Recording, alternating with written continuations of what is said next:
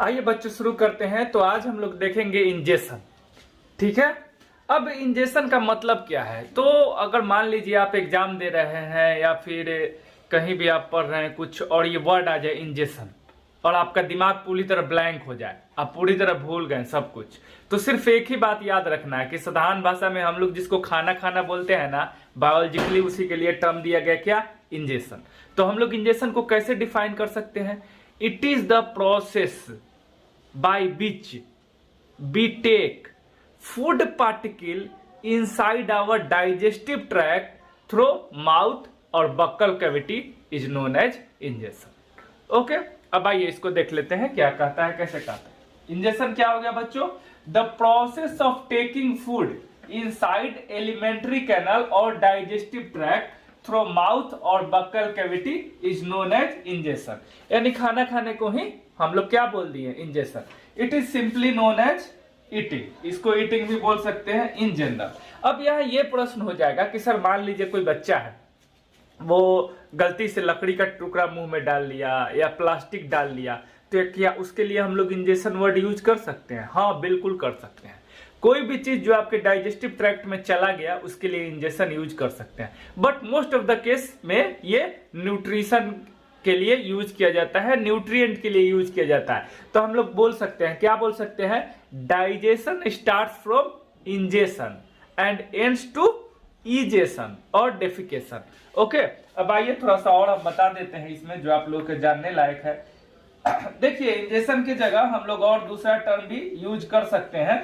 ठीक है, जैसे इसके जगह हम लोग यूज कर सकते हैं क्या, इनगल्फिंग या स्वेलिंग। ठीक है, तो यहां से हम लोग को क्या मालूम चला, यहां से हमको मालूम चला, देखिए कि जो प्रोसेस ऑफ डाइजेशन है, जो डाइजेशन प्रोसेस है वो स्टार्ट होता है इंजेक्शन से और एंड होता है इजेशन पे। यानी हम बोल सकते हैं in human being digestion start from injection, digestion start from injection and ends to और फिनिशेज एट इजेशन। क्या, इजेशन, इजेशन हो गया। और इजेशन को ही हम लोग के केस में एक स्पेशल नेम दिया गया है, क्या, डेफिकेशन। क्या, डेफिकेशन।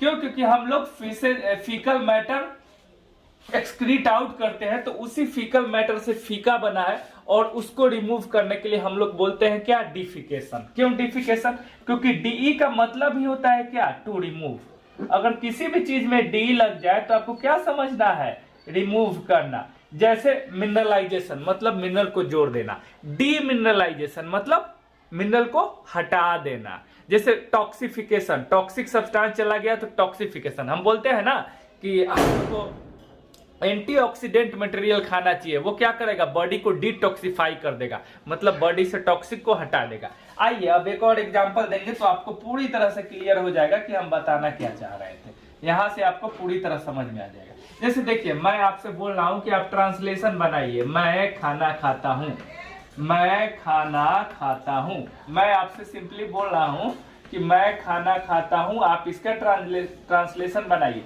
तो इसका ट्रांसलेशन क्या हो जाएगा, आई ईट फूड हो जाएगा ना, आई ईट फूड। या फिर हम इसको लिख सकते हैं आई टेक फूड, ये भी सही है। ठीक है, या फिर हम लोग क्या बोल सकते हैं, आई इंजेस्ट फूड, जो अभी इंजेक्शन पढ़ा उसके आधार पे हम लोग क्या बोल सकते हैं, आई इंजेस्ट फूड।